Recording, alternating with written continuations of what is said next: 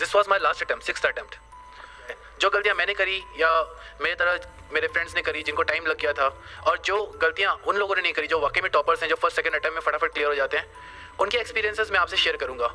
It will take 15 minutes, लेकिन आप please ध्यान से सुनिए और बिलीव मी, मुझे पूरा भरोसा है उसका बहुत ज़्यादा बेनिफिट होगा आप लोगों को। मुझे लगता है यहाँ पर जो प्रीलिम्स, मेंस और इंटरव्यू 3 स्टेजेस हैं, उनमें प्रीलिम्स सबसे ज़्यादा इंपॉर्टेंट है। मेरे हिसाब से प्रीलिम्स में सबसे ज़्यादा कंपटीशन है। अप्रॉक्स 10 लाख रजिस्टर करते हैं, जिनमें से 5 लाख एग्ज़ाम देने आते हैं। 5 लाख में से 20,000 सिलेक्ट होते हैं मेंस लिखने के लिए, बराबर है। और इंटरव्यू देने के लिए 20,000 में से 3,000 सिलेक्ट होते हैं, राइट। और फाइनल लिस्ट में 1,000 आते हैं। तो आप हिसाब लगा लीजिए, सीसेट एप्टीट्यूड थोड़ा हिसाब लगा लीजिए। 5 लाख में से सिर्फ 20,000, अप्रॉक्स करिए 25 में से एक बच्चा, ठीक है। 20,000 में से 3, बराबर 7 बच्चों में से एक बच्चा। फिर इंटरव्यू में 3,000 में से 1,000 निकलते हैं, यानी 3 बच्चों में से एक बच्चा। यानी अगर हम इंटरव्यू पहुंच जाते हैं तो 3 में से एक तो पक्का ही है, तो चांसेस बढ़ गए ना पास होने के। लेकिन प्रीलिम्स में बहुत कम चांसेस होते हैं। दूसरा ये कि प्रीलिम्स में बच्चे जब फेल हो जाते हैं, जब नापास होते हैं, तो पूरा 1 साल लगता है अगली प्रीलिम्स आने में। लेकिन अगर प्रीलिम्स में पास हो गए तो इमीडिएटली 3.5-4 महीने में मेंस आती है, इमीडिएटली उसके बाद इंटरव्यू आता है। पूरा 1 साल का प्रोसेस कंटिन्यूसली चलता रहता है, तो बच्चे की पढ़ाई चलती रहती है। लेकिन जब प्रीलिम्स फेल हो जाता है बच्चा, तो पढ़ाई छूट जाती है। कोई थोड़ा टाइम घर चला जाता है, कोई रोता रहता है, तो उसमें थोड़ा वो हो जाता है, छूट जाती है, पढ़ाई छूट जाती है। और एक बार पढ़ाई छूट गई, एक बार आप प्रोसेस से बाहर आ जाते हो ना, तो फिर वापस प्रोसेस में आने में ना टाइम लग जाता है। ये बच्चों को रियलाइज़ नहीं होता है। तो मेरा पूरा फोकस ये रहेगा आप सबको बताने का कि प्लीज़ प्रीलिम्स पे फोकस करिए। सबसे ज़्यादा फोकस प्रीलिम्स पे करिए। आप मेंस के लिए द हिंदू न्यूज़पेपर, कितने लोग पढ़ते हैं द हिंदू न्यूज़पेपर? यहाँ पे क्या हुआ, पहले तो एग्जाम तो सब दे रहे हैं, कब पढ़ते हैं बच्चे? बाकी के पेपर्स पढ़ते होंगे। फिर न्यूज़पेपर तो पढ़ते ही हैं। मेंस में सबसे ज़्यादा बेनिफिट उसका मिल जाएगा। लेकिन और मेंस में आंसर जब हम लिखते हैं, फॉर एग्जांपल एस्से का पेपर है, तो किसी ने न्यूज़पेपर नहीं भी पढ़ा होगा, उसकी सोच अच्छी होगी, उसका एक्सप्रेशन अच्छा होगा, तो कुछ ना कुछ तो अच्छा लिख कर ही आएगा। वैसे ही एथिक्स के पेपर में लिख कर ही आएगा। इनफैक्ट पेपर 2 और पेपर 3 जो कि पॉलिटी और इकोनॉमिक्स ज़्यादातर हैं, उसमें भी आप कुछ ना कुछ लिख कर ही आओगे। एजुकेशन पे अगर कुछ आ रहा है तो आप लिख कर आओगे, हेल्थ पे कुछ आ रहा है तो आप लिख कर आओगे। लेकिन इशू ये हो जाता है प्रीलिम्स में आपको चॉइस दी रहती है, या तो आपको वो चॉइस आ रही है या तो नहीं आ रही है, ईदर और ऐसा हो जाता है। तो वहाँ पर डिफिकल्टी बढ़ जाती है। बच्चों को लगता है कि प्रीलिम्स ज़्यादा इजी है, मेंस ज़्यादा डिफिकल्ट है। राइटिंग प्रैक्टिस करते हैं, लेकिन प्रीलिम्स क्लियर ही नहीं होगा तो क्या कर लोगे उस राइटिंग प्रैक्टिस का, है कि नहीं? तो इसीलिए पूरा फोकस सबसे पहले आप प्रीलिम्स पे लगाइए। It won't take more than 4.5 months, 4.5 महीने से ज़्यादा नहीं लगता है।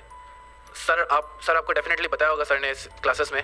लेकिन वो ज़रूरी है पहले करें, ताकि हम एक सिक्योर हो जाए कि हम हाँ पक्का प्रीलिम्स पास हो रहे हैं और पक्का मेंस लिख रहे हैं, ठीक है। प्रीलिम्स में 2 चीज़ें बहुत ज़्यादा मायने रखेगी। कुछ 5 सब्जेक्ट्स हैं, उनको अगर हम अच्छे से करें, और दूसरा टेस्ट सीरीज उनको हम अच्छे से करें। फॉर एग्जाम्पल 5 मैंने बोला था शुरू में कि 5 चीज़ें आप जरूर पढ़ें, ताकि ऐसा ना हो कि बाकी जो लोगों को आंसर आ रहा है, बाकी जो कैंडिडेट्स को आंसर आ रहा है वो हमें नहीं आ रहा है। अगर ऐसा होगा ना तो पक्का हम फेल हो जाएंगे। हाँ, ऐसा होता है, काफ़ी सारे क्वेश्चन ऐसे डिफिकल्ट आते हैं या कंफ्यूजिंग होते हैं जो काफ़ी बच्चों को नहीं आते हैं, कुछ ही बच्चों को आते हैं। चलेगा बिल्कुल चलेगा, कोई बात नहीं। 20,000 सीट्स है प्रीलिम्स के लिए, प्रीलिम्स पास होने के लिए। ऐसा नहीं होना चाहिए कि जो सबको आ रहा है वो हमको नहीं आ रहा है, या जो एटलीस्ट 20,000 बच्चों को आ रहा है वो हमको नहीं आ रहा है, ठीक है। पॉलिटी सर ने बताया होगा, क्लास में बताया, Laxmikanth is the best book. आप जस्ट नोट डाउन करिए, क्योंकि इसका बहुत बेनिफिट होगा, बिलीव मी, आप भरोसा करिए, ठीक है। पॉलिटी लक्ष्मीकांत में से पढ़िए, आपने क्लासेस की है, अब आप पढ़ सकते हैं। लक्ष्मीकांत में भी जो टेबल्स होती हैं, कितने लोग लक्ष्मीकांत को फॉलो करते हैं यहाँ पे? सभी करते हैं, चलो अच्छी बात है। ये तो लक्ष्मीकांत में टेबल्स दी रहती हैं। टेबल्स इतनी अच्छी तरह से करिए आप, इतनी अच्छी तरह से करिए, क्योंकि टेबल्स में ही सार है सबका। टेबल्स में क्लियरली समझ में आता है क्या डिफरेंस है ऑर्डिनरी बिल में, मनी बिल में। पढ़ा हुआ है ना लक्ष्मीकांत थोड़ा बहुत? हाँ पढ़ा है ना, एग्जाम्पल समझ में आएंगे ऑर्डिनरी बिल, मनी बिल अगर मैं दूंगा तो। टेबल्स रहती है लक्ष्मीकांत में, उसमें सब समझ में आ जाएगा। उनको बहुत अच्छे से फोकस करिए, लक्ष्मीकांत को कवर टू कवर अच्छे से पढ़िए। देखिए प्रीलिम्स में 18 क्वेश्चन, 100 में से 18 क्वेश्चन अगर पॉलिटी में से आ रहे हैं, कितना हुआ? 18%, अराउंड 1/5, बराबर है कि नहीं? अगर वो 18 क्वेश्चन मैं बुक में से पढ़ के 18 के 18 सॉल्व कर सकता हूँ, तो इससे बेहतर क्या हो सकता है? हम सारा साल न्यूज़पेपर पढ़ते रहेंगे, करंट अफेयर्स पढ़ते रहेंगे, इंपॉर्टेंट है, लेकिन उनमें से जो क्वेश्चंस आएंगे, आपने इतना सारा पढ़ लिया, रिवाइज एकदम कम किया है, तो सॉल्व नहीं कर पाते। लेकिन लक्ष्मीकांत एक बुक है, उसको बार बार पढ़ने से क्वेश्चंस हम डेफिनेटली सॉल्व कर सकते हैं। आप आपको अगर यकीन नहीं हो रहा होगा मेरी बातों का, तो आप घर पे जाकर पास्ट ईयर क्वेश्चंस चेक करिएगा और फाइंड आउट करिएगा कि ये लक्ष्मीकांत में कहाँ पर है, आपको डेफिनेटली मिलेगा। ठीक है, उसके बाद आते हैं मॉडर्न हिस्ट्री। मॉडर्न हिस्ट्री के लिए स्पेक्ट्रम की बुक अच्छी है, एनसीईआरटी अच्छी है, कोई भी पढ़िए। मैं प्रेफर करता था मॉडर्न हिस्ट्री के लिए spectrum by Rajiv Ahir, IPS officer. वो बहुत बढ़िया बुक है, स्पेशली उसमें हर चैप्टर के पीछे समरी दिया हुआ है। आप उस समरी का जेरोक्स अलग से अपने पास रखिए, बुक में रहने दीजिए, उस समरी का जेरोक्स अपने पास रखिए, उसको बार बार रिवाइज कीजिए, तो आपको एक क्रोनोलॉजी समझ में आ जाएगी। ठीक है, मैं ये आपको इसीलिए बता रहा हूँ क्योंकि देखिए पेप टॉक जो मोटिवेशनल स्पीचेस हैं, जो आपका मनोबल बढ़ाए, ऐसी स्पीचेस हम देंगे, टॉपर्स देंगे, लेकिन प्रैक्टिकल जो है बच्चे यहाँ से सोच के चले जाएंगे, लेकिन प्रैक्टिकल जब वो पढ़ाई करने बैठेंगे ना तब उनको बहुत दिक्कत आएगी। तो इसीलिए मैं आपको डायरेक्टली वही बता रहा हूँ जो आपको इस एग्जाम में सबसे ज़्यादा फायदा देगा। ठीक है, मॉडर्न हिस्ट्री के लिए आप स्पेक्ट्रम करें, मेरे हिसाब से वो बहुत अच्छी है। अगर 7-8 क्वेश्चन आते हैं तो डेफिनेटली 8 में से 6 उसमें से हो ही जाएंगे अच्छे से पढ़े तो। ओके, फिर आता है एनवायरमेंट। एनवायरमेंट के लिए 12th क्लास की बायोलॉजी की एनसीईआरटी जो है उसका एक सेक्शन है इकोलॉजी, वो करें। अगर वो नहीं करना है लोगों को तो आईसीएसई की 9th और 10th की किताब आती है, वो करें। इन दोनों में से कोई भी कर लिया, एटलीस्ट बेसिक एनवायरमेंट अच्छे से होगा। ठीक है, उसके अलावा करंट्स आता है, आपको वो न्यूज़पेपर में से करना पड़ेगा। 4th geography. ज्योग्राफी के लिए 6th to 12th एनसीईआरटी अनिवार्य है, अच्छे से करना है, धीरे धीरे करना है। उसमें जो की किसने देखी ना, अब बच्चों आपने देखी होगी 6th और 7th की एनसीईआरटियाँ देखिए कि सीधा 11th 12th की उठाते हो। 6th और 7th की उसमें वो बंटी बबलू वो कार्टून फिगर्स रहते हैं, वो क्वेश्चन पूछते हैं, कभी उन क्वेश्चंस पे ध्यान देना, वो क्वेश्चंस बहुत इंपॉर्टेंट रहते हैं। वो आपकी एक थॉट प्रोसेस डेवलप करेंगे कि यार ये क्वेश्चन हमने क्यों नहीं सोचा, पर वो आपको सोच के दे रहे हैं ताकि आप उस पर सोचें और फिर आंसर निकालें। और आप बिलीव नहीं करोगे, आप क्वेश्चन देखोगे ना यूपीएससी में, उनमें से क्वेश्चन है, आप बिलीव नहीं करो, आप एक बार चेक तो करिए जाकर। ठीक है, तो ज्योग्राफी की 6 to 12 एनसीईआरटी जरूर करेंगे, यानी जरूर करेंगे।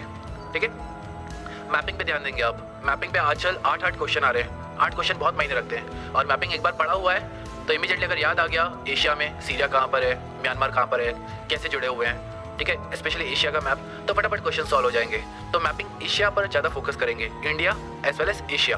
ठीक है, के सिद्धार्था की बुक आती है वर्ल्ड मैप पे और प्रेम पटेल की बुक आती है इंडियन मैप्स पे, वो आप रेफर कर सकते हैं, मैपिंग ईजी हो जाएगी। ठीक है, 5वां इकोनॉमिक्स। इकोनॉमिक्स में शंकर गणेश IRS ऑफिसर है, उनकी बुक है। स्पेशली जो इंजीनियरिंग बैकग्राउंड से नहीं है उनके लिए शंकर गणेश बहुत अच्छी है। जो इंजीनियरिंग बैकग्राउंड से है मैं उनको कहूँगा mrinal.org पे वीडियोस है, या सर की क्लास में बढ़िया हो जाता है, कहीं पर भी आप पढ़िए। इकोनॉमिक्स बहुत इंपॉर्टेंट है, इकोनॉमिक्स में से काफ़ी क्वेश्चन आते हैं, 15 क्वेश्चन आ जाते हैं। तो मैंने क्या सब्जेक्ट्स बताया, मैंने 5 सब्जेक्ट्स बताया आपको, polity, history, economics, environment and geography. कुछ भी हो जाए आप पहले ये 5 सब्जेक्ट अपने हाथ में रखिए, ये बेसिक सब्जेक्ट्स हैं। ये अगर नहीं आ रहे हैं तो हम पक्का फेल हो जाएंगे, बाकी आए नहीं आए ठीक है, ये नहीं आ रहा तो पक्का फेल होंगे। तो ये 5 सब्जेक्ट अच्छे से करिए। मैंने आपको बुक्स बताई है, मैंने आपको ये भी बताया कि उन बुक्स को कैसे पढ़ें। पॉलिटी में टेबल्स पे ज़्यादा ध्यान दें, हिस्ट्री में स्पेक्ट्रम पे ज़्यादा ध्यान दें, ज्योग्राफी में वो जो क्वेश्चन है उन पे ज़्यादा ध्यान दें। ठीक है, ये पहला रूल। दूसरा रूल है टेस्ट सीरीज। टेस्ट सीरीज इतनी ज़्यादा ज़रूरी है, बहुत ज़्यादा ज़रूरी है। काफ़ी बार हम ओवर कॉन्फिडेंट हो जाते हैं या फियरफुल हो जाते हैं। ऑस्ट्रिच देखा, ऑस्ट्रिच एक बर्ड रहता है, ऑस्ट्रिच चलता है, लेकिन अगर उसके सामने कुछ भी बड़ा जानवर आ गया जिससे उसको खतरा है तो अपनी वो मुंडी, क्या बोलते हैं, छछूंदर, क्या बोलते हैं उसे, चित्रमुर्ग, क्या बोलते हैं सर हिंदी में ऑस्ट्रिच को, चित्रमुर्ग, हाँ वही, वो मुंडी घुसा देता है, ये डर गया अंदर। ऐसा नहीं करना है, ये जनरली बच्चों में मैंने देखा है, मुझ में भी था, बिलीव मी। टेस्ट कब देना है यार, एक बार पूरा बुक कंप्लीट हो जाए, एक बार पढ़ लो उसके बाद टेस्ट देना है। ये प्रोक्रेस्टिनेशन, ये वो हमने पोस्टपोन कर देनी चीज़ें क्योंकि हम डरते हैं, हमें डर लगता है। लेकिन मैं आपको बोलूँगा आप टेस्ट सीरीज आज से, स्पेशली 2016 में दे रहे हैं, आज से रोज़ 30 क्वेश्चन तो एटलीस्ट करिए। पास्ट ईयर पेपर में से करिए, सर के सिनर्जी की टेस्ट सीरीज लीजिए, insightonIndia.com के मार्केट में टेस्ट सीरीज अच्छी अवेलेबल है, वो कम से कम 30 क्वेश्चन करिए। 30 क्वेश्चन रोज करोगे ना तो समझ में आ जाएगा कि गलती कहाँ पर हो रही है, और ज़मीन पे रहेंगे, हवा में उड़ जाएंगे नहीं तो। यार पॉलिटी लक्ष्मीकांत पूरा बुक हो गया, 2 बार 3 बार हो गया यार, हो गया बस मेरा। तेरा कितनी बार हुआ यार, मैं तो कंप्लीट नहीं हुआ है। बुक कंप्लीट करना डजंट मीन कि आपका सब्जेक्ट कंप्लीट हो गया। टेस्ट में अच्छे नंबर आना उससे पता चलता है कि आपका सब्जेक्ट कंप्लीट हुआ है कि नहीं वाकई में। ठीक है, तो आज 2 रूल आप जरूर यहाँ से सीख कर जाएंगे। एक तो वो 5 बुक्स या 5 सब्जेक्ट जो मैंने बताए, आप बिल्कुल उन बेसिक बुक्स पे फोकस करेंगे। और दूसरा जो टेस्ट सीरीज है, आज ही आप जो भी टेस्ट सीरीज है अच्छे लगाएं। अगर नहीं लगा पा रहे तो उनके पेपर्स अपने पास अरेंज करें कहीं से भी, और रोज 30 क्वेश्चन तो एटलीस्ट मिनिमम 30 क्वेश्चन करें, क्योंकि कुछ 75-80 दिन बचे हैं। अगर थोड़े ज़्यादा दिन होते तो मैं बोलता कि 10, 15, 20 करिए, तो थोड़े ज़्यादा गए 2016 वाले। 2017 वाले आराम से 20-20 कर सकते हैं रोज, ठीक है। ये 2 चीज़ें। उसके अलावा मैंने बताया आप एक ही चीज़ को बार बार आप रिवाइज करेंगे, बार बार रिवाइज करेंगे ताकि अर्जुन जैसा फोकस आ जाएगा। और सेल्फ स्टडी लाइब्रेरी में बैठ के क्लास में आप सीख ले जाके, लेकिन उसके बाद अपने घर में रूम में जाइए, लाइब्रेरी में जाइए, कहीं पर भी जाइए, बैठ के सेल्फ स्टडी करिए, उसी चीज़ को पढ़िए, इत्मीनान से पढ़िए, शांति से पढ़िए, कर सकते हैं। देखिए मैं बता रहा हूँ ये मेरा 6th अटेम्प्ट था। CA भी दिया है मैंने और ग्रेजुएशन भी दिया और स्कूलिंग तो ऑब्वियसली की है, सबने की है। और हम सबके साथ ऐसा हुआ ही होगा कि यार स्कूल में भी फेल हो रहे हैं, ठीक है, नंबर कम आ रहे हैं, 12th यार बहुत डिफिकल्ट है, 10th बोर्ड 12th, फिर ग्रेजुएशन आ गया, फिर चलो ग्रेजुएशन तो आजकल वो शार्प नोट्स आते हैं तो फटाफट हो जाते हैं जिसका कॉमर्स होगा। उसके बाद CA में आ गया तो ऐसा लग रहा था कि यार ये तो बहुत डिफिकल्ट है, बराबर है, वो भी पार कर लिया। और उसके बाद UPSC भी पार कर लिया। पहले वो भी लग रहा था यार कितना डिफिकल्ट है। मुझे अभी ऐसा लगने लगा है कि हम सब में है वो बात, जो पोटेंशियल बोलते हैं ना, जो एबिलिटी बोलते हैं, वो है कि हम कर सकते हैं। दिक्कत ये कि हम खुद को चैलेंज नहीं करते, ना ही हमको कोई चैलेंज नहीं करता कि भाई एक बार किसी ने चैलेंज करके तो करके दिखा रहा है तो चढ़ के दिखा इस पर। किसी ने कर दिया चैलेंज तो हम कोशिश पूरी लगा देते, जान लगा देते चढ़ने के लिए, लेकिन जब तक कोई चैलेंज नहीं करता फिर हम चढ़ते नहीं है, बराबर है कि नहीं। तो ये चैलेंजेस है, ये चैलेंजेस आपको ऊपर लाएंगे। ये जो UPSC की जो प्रोसेस है ना, बिल्कुल ऊपर लाएगी। मैं जब CA इंटर में था तो मैं सर के पास आया था, अतुल सर के पास। सर को शायद याद नहीं होगा क्योंकि काफ़ी टाइम हो गया। तो हमारे जब हम CA इंटर यानी CA PE2 पास होते हैं और CA फाइनल की एग्जाम होती है, उसमें 3 साल होता है गैप, और 3 साल में हमको आर्टिकलशिप करनी पड़ती है। तो मैंने कहा यार बहुत टाइम है, 3 साल, तो चलो UPSC करते हैं। तो अतुल सर के पास आया था तो सर ने बोला कि क्या प्लान है, क्यों करना चाहते हो ये वो। तो मैंने बोला कि सर ये ऐसा है, 3 साल है। सर ने सुना, सर समझ गए कि ये तो। फिर सर ने बोलना शुरू किया कि तुमने क्या समझ के रखा है UPSC को, ऐसे ही हो जाता है क्या, तुम्हारे जैसे लोग आ जाते हैं UPSC करने, ये वो। मैंने कहा अरे बाप रे क्या बम्बार्डिंग हो रहा है। घर पे गया, अरे बाप रे, मेरे फ्रेंड्स पूछ रहे थे यार क्या हुआ, किसने क्या बोल दिया तुझे। मैंने कहा यार ऐसा हो गया यार, तो बड़ा उदास निराश हो गया था। लेकिन आज मुझे वो बात रियलाइजेशन होती है कि वो सही था। सिंसियर एफर्ट्स और ऑनेस्टी अपने पढ़ाई के प्रति कि एक गोल है। देखो डिफिकल्ट नहीं है, मैं ये नहीं बोलूँगा ये रॉकेट साइंस है। ज्योग्राफी यार बच्चे पढ़ रहे हैं यार, 12th क्लास के बच्चे पढ़ रहे हैं, 6 to 10 वो हमको पढ़नी पड़ रही, तो क्या डिफिकल्ट है क्या? नहीं है, डिफिकल्ट नहीं है, बिलीव मी। लेकिन वास्ट बहुत है, इतना वास्ट है ना, इतना वास्ट है कि आप एक सब्जेक्ट उठाते हो, जब दूसरा खत्म करते हो, तीसरा खत्म करते हो तो पहला भूल जाते हो। तो ऐसा होता है। तो आपको कंटिन्यूसली उसको बार बार रिवाइज करते रहना ताकि हमको याद रहना वास्ट सब्जेक्ट्स। तो आराम से बैठ के लाइब्रेरी में सेल्फ स्टडी करेंगे, बार बार रिवाइज करेंगे और छोड़ेंगे नहीं। जिद पकड़ लेना, करना है करके रहेंगे।